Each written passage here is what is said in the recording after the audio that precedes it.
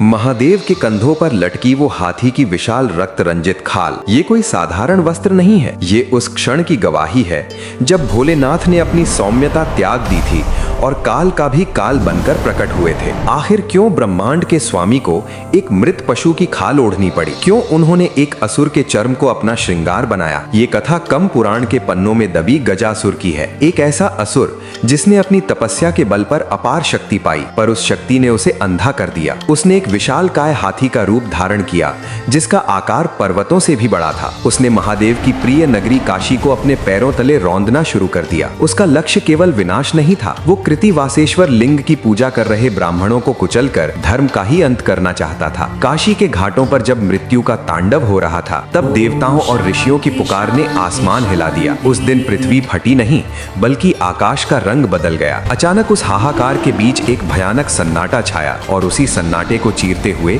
एक त्रिशूल ने गजासुर का मार्ग रोक दिया। अंधकार के बीच से स्वयं महादेव प्रकट हुए। ये उनका गजांतक स्वरूप था, 8 भुजाओं वाला, नेत्रों में सूर्य जैसा तेज और हाथों में कालपाश। गजासुर ने अपनी सूंड से प्रहार करना चाहा, पर महादेव ने उसे खिलौने की तरह आकाश में उठा लिया और फिर अपने त्रिशूल के एक ही प्रहार से उस विशाल अहंकार को भूमि पर पटक दिया। पर उन्होंने उसे केवल मारा नहीं, उन्होंने अपने नाखूनों से उस हाथी की खाल को चीरा और विजय चिन्ह के रूप में उस गीली खाल को अपने शरीर पर वस्त्र की तरह ओढ़ लिया। उन्होंने शत्रु और अहंकार को जीतकर अपना आभूषण बना लिया। इसी घटना के कारण वे कृतिवास कहलाए। तमिलनाडु का बल्लूर मंदिर आज भी इस महाघटना का एकमात्र साक्षी है, जहां शिव आज भी उसी गजांतक रूप में पूजे जाते हैं। उस कृतिवासी से ईश्वर के सम्मान में कमेंट्स में हर हर महादेव अवश्य लिखें।